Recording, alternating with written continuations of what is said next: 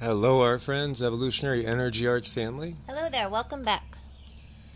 So we just wanted to share some morning coffee with you guys and listen to the birds. Aren't those birds beautiful? We do. We get these birds every day, and it seems like we're getting more and more. Yeah, there was a big one that went in the bushes way back there, in the trees, I should say. I'm not sure what it was. Maybe a falcon or a hawk, possibly. Something along the size of those. But yeah, there's a lot of interesting things around here. Last night I went out into the garage to try to find something. I forget what I was looking for. I think a pair of tongs I had put away and I haven't unpacked yet. And you know, they got these jumping spiders here. I think that's what it was. It jumped like 3 to 4 feet and about 12 inches off the ground, and it was big, and it was looking at me. You know, it was just like trying to stare me down. You know, and after he was describing it and looking for pictures, it actually looked like those camel spiders you see out in the desert. It might have been one of those, but wasn't it furry? Didn't you say it was furry, kind of? It was weird looking. I mean, it looked alien to me. There was this thing we saw on a dock down by the lake, and it looked a lot like that. I only remember 6 legs, big legs. They almost looked kind of like a cross between a scorpion and a crayfish. Yeah, those are really disgusting. We've had those in Nevada. I can't think of the other name right now, but camel spiders. You guys, they're really gross. They're just gross. They're wrong. They're all wrong. Yeah, they're pretty ugly things. Crawfish, I should say, crawfish. We grew up saying crayfish in New England, but it's crawfish, I'm sure. Yes. So we were going to share with you guys some thoughts on boosting the immune system and just, you know, share with you like our plans. So, yeah, we have gotten ourselves a little place, a very little place, pretty much a tiny home, you know, is what I think you would call it. But we were again going for affordability and practicality and flexibility as well. And yet, I feel in this climate that we'll be able to grow plenty of stuff, even on basically a quarter of an acre. It can be done. You know, our good friend Dave in the UK, you know, he grew 70-75% of his own food, his fruits and veggies, and he is a vegan, by the way, totally vegan, completely, strictly vegan, in a flat, and just in an apartment. And now he's got himself, he's actually renting some lots and growing on them down the street from where he lives and doing an amazing job. And I'll dig up some of the videos and stuff and share it with you guys as we go. Yes, he does amazing stuff. He's really, really good about repurposing stuff, too. The guy is amazing. He found one of those kids' bookshelves down by the dumpster. And, you know, they have, like, these cloth things so to hold the books in the cloth. And he put some dirt in that, and he started growing stuff in it. And he's amazing. Yeah, he grows in anything. You know, old pots, old pans. Things that people would just throw out, yeah, he's repurposed, and you know, he's on a fixed income, really limited budget, but he gets it done, and it's amazing. He's so inspirational, and he's probably gonna be embarrassed with us talking about him like this, but you know, this is also a man that has issues getting around with mobility. So, you know, he uses a cane to get around, and here he is now. He's out there working, I forget what he said, something like 8 or 9 hours a day out there in the allotment, just building it up and getting ready for what is to come. Well, you know, Dave is really amazing. He eats humble pie. He's just such a good person, and we just love him to death. We do. So we wanted to share with you guys, you know, thoughts on boosting the immune system in these times. And the first thing that comes to mind is live food, as much life force as possible, which we've been talking about And there's a reason why we're talking about this. It's because this is what we're getting from the guides.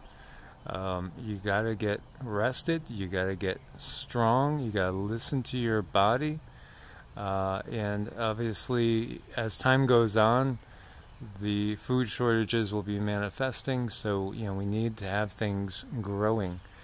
You need a source of vitamin C, for one thing. We do. We need many different sources of antioxidants. We need many different things that are going to help lift our immune system up and above. And, I've been doing my own research, my own studies, and also working with our beloved Rosemary, who's been such a huge, huge help getting us back from being next to that 5G tower for like 2.5 months. And boy, did that take its toll. Oh my gosh. Oh my gosh, that was insane. And it's going to take some time to do repair. And we also have to be careful that we're not getting sick and, as we go out, because we've been weakened. We really have. Yeah, and again, in these times, it's going to be a case of taking in good nutrition and then also purging. So, alternating that in cycles. One of the healthiest ways we can think of to start the day is basically fresh juice. And so that's what we're doing again. Right now we're basically having one meal that's juice, and then later on, about 6 hours later, we'll have an actual solid meal. And again, everything is kind of centered around veggies. So, Cindy's got a little bit sweeter tooth than me, but we're still using mostly veggies instead of fruits, but fruits too. So like yesterday's, we were a little bit limited with what we have. Today we have a lot more because we did a shopping yesterday. But yesterday's juice was just simply watermelon and carrot. I got a big chunk of fresh ginger because I love using fresh ginger in juice. However, I have probably 10 pounds of powdered ginger that I had bought in bulk. So I added powdered ginger to it and turmeric. Ginger and turmeric go into the shake every day. There's a lot of other stuff too. Chlorella, spirulina, chia seeds for healthy fats and fiber, which is really important. And, Cindy loves the avocados. I love them too. Even just wraps, for instance, made with non-GMO products, and we found this bread made with ancient grains like amaranth and others, and it was really good. All organic that we had bought yesterday, and we're back to eating vegetarian for the most part. We will have some fish here and there mixed in, as we've gotten from the guides, that fish doesn't deter the ascension process like eating other forms of meat. So we're definitely steering clear of beef and pork, and we're not eating chicken or turkey either. Most of the time, I would say the last 15 years I've eaten vegetarian, sometimes going off of that a little bit here and there. But in these times, everything is changing. Our very digestive systems are changing, as well as being under, toxic overload. So it's so important to be at the top of your game health-wise. There's a lot of other things you could add into the mix too, like maca and moringa, and gosh, we could go on and on. There's some things that Cindy has discovered from rosemary that can be really effective at boosting immune systems in these times too, because that plague upon the land, the curiosity is those SPIKE, those inserts that seem to be causing all sorts of autoimmune issues. And we've heard everything. People have made comments where I think they've thrown the baby out with the bathwater, saying there's nothing actually there. But we feel there was something there, but of course it's all part of a bigger PLAN. but there was something there, and basically there's layers of these things out there, including just simple frequencies that are being emitted, as we had spoken about being so close to one of these frequency emitters for far too long, like 3 months. That was brutal.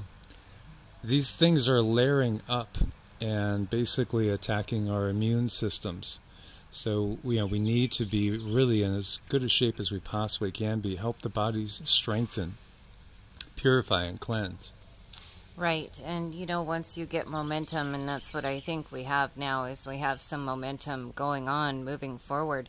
There's a few other things that, I might just make part of my, I do make part of my daily regimen no matter what. And I know people say, colloidal silver, nano silver, which one is better? And actually, I've had good luck with both.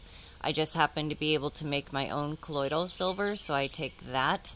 But the nano silver has shown to really be a huge immune booster. If you got a little ear infection or something, I'm not a doctor, I'm not giving medical advice, but what I do, if I have a little itchy ear, I just dump some colloidal silver in there and then let it drain out. So there's many different things you can do besides, heading straight to the doctor for little things. And that silver, boy, that's a lifesaver for so many things.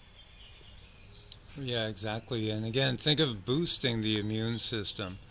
There's been a lot of studies showing the benefits of vitamin D in higher doses. And, with all the cloud nucleation and all the artificial flavoring up there, we're definitely getting reduced loads of vitamin D, and that's huge, because you need that. That is such a cancer preventative. That was one of the beautiful things about being out in the desert, is there was never a shortage of vitamin D if you could get yourself outside. So we would go meditate,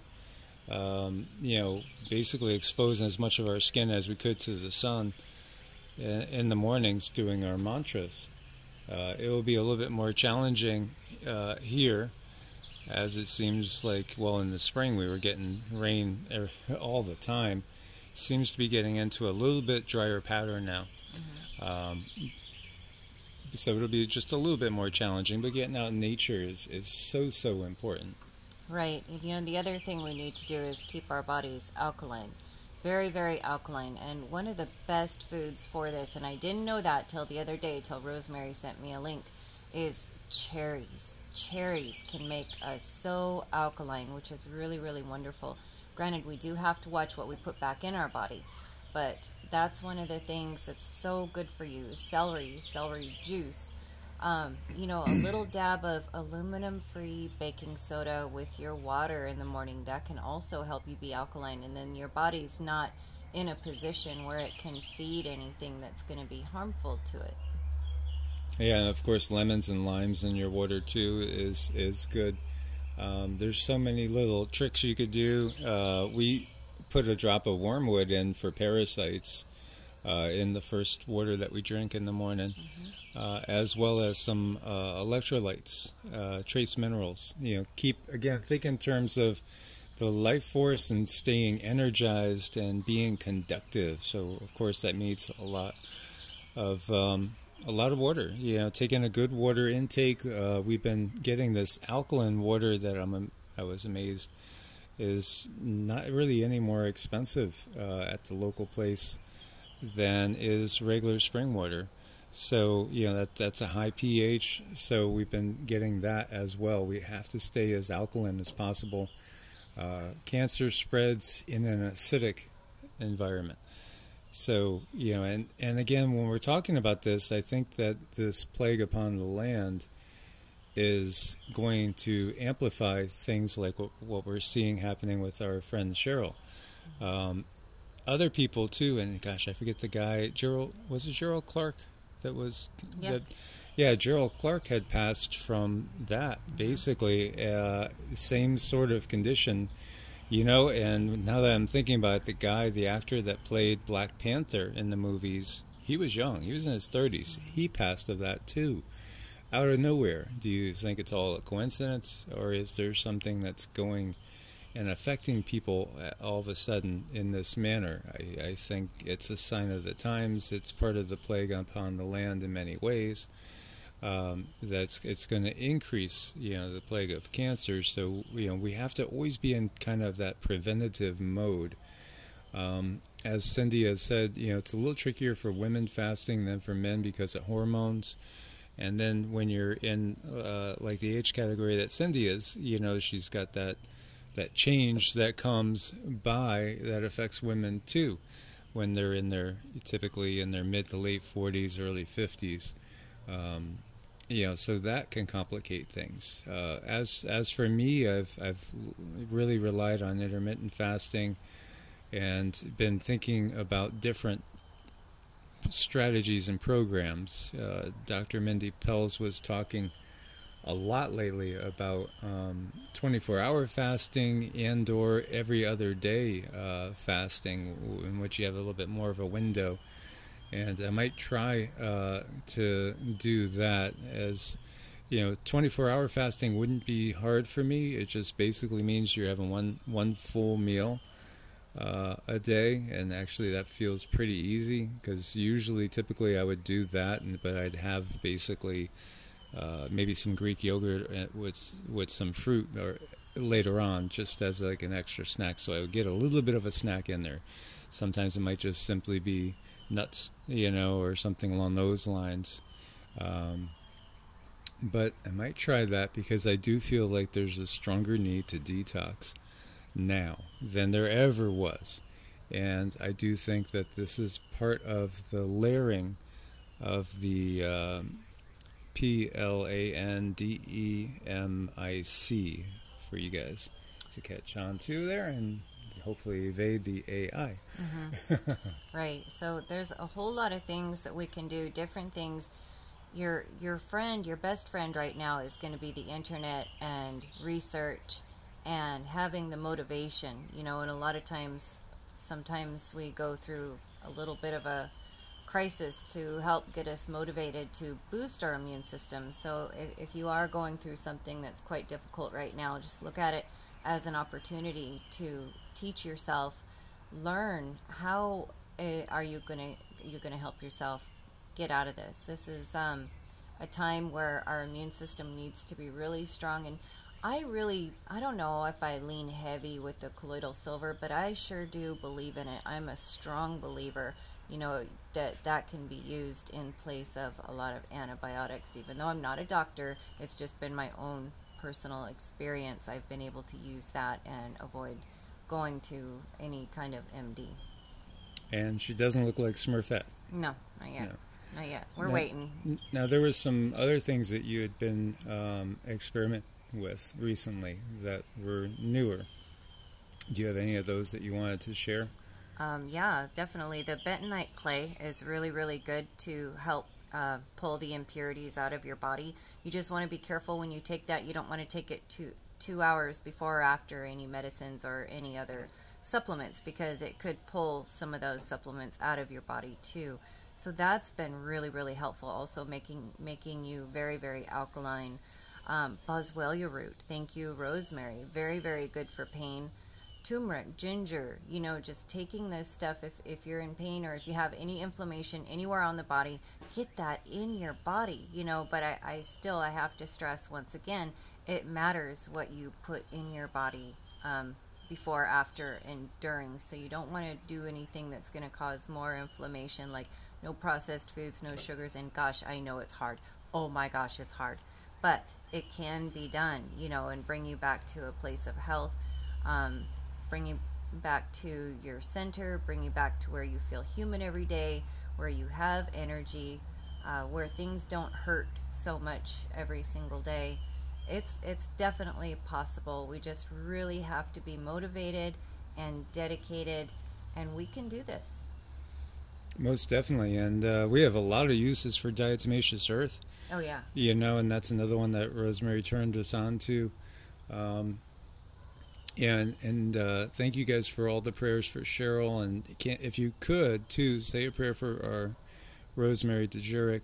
She's had major hip surgery, and she's still dealing with pain. And and then as well as issues now where there's coverage issues that there shouldn't have been, and she's getting hit with a huge bill she didn't expect from the medical system. And this is the way the medical system works, as it so often it does as much negative as positive. And I look forward to your comments on that one as well. But diatomaceous earth can be used as a cleanse, as part of your cleanse. We use it also for pest control. We put it like around the outbuilding, and because it was just absolutely infested with spiders. The property had been empty for a while, and it just clears them out. Any sort of insect, it will like rend asunder for sure. Yeah, if it has an exoskeleton, it's going to dry it out. We actually powder the dogs with it, so that if there's ticks that come on them, it'll dry it out, and it won't last there for very long. So we do that sometimes before or after we go for a walk in the woods. That's really good. So it has so many uses, even internally. I've heard it called muddy water. You can drink it for a parasite cleanse.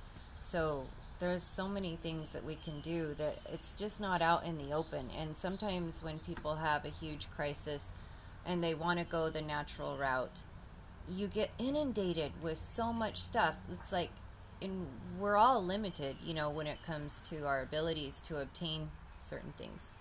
And I think it's important to figure out, who has tried what, how does that work for you? Because there's so many different things out there that, where do you start? It's like this huge black hole of information. So these are a few things that have helped me. And yes, those are a few things that have helped me. And also another thing that I've been working with is DSMO, and that's a really strong pain reliever. And thank you, Laura, for helping me discover that one. And that one you need to do your research on, but it's a very powerful pain reliever. And also it's, like something that's natural. There's many different things out there. So I just really, with the clients that we've been getting that have these huge problems, and myself coming out of my own issues, I really wanted to share with you guys to give you some insights on if you have your own problems, how do you take care of that naturally? Where do you start? There's so much information out there. How do I package that for something that's going to fit just for me? And those are a few things that I do. So we just wanted to share that with you guys as we have our morning coffee in the backyard. And, again, we're going to be moving forward. Hopefully we'll do some planting this weekend. Going to start with things that are going to be mobile. We have a ton of planters. We have, those little window box ones. I think we have probably like 10 of those. So we're going to keep it mobile first as we think on how we're going to build into the ground as well. And the outbuilding over here, the side that is open to the yard is facing the south. So I'd love to build something along the side of it, maybe in like a half triangle or something, to take advantage of that. And also, how can you grow with just basically a quarter acre, which is kind of typical as far as lot size. I think nowadays for most people, we were used to having a lot of space. We were on a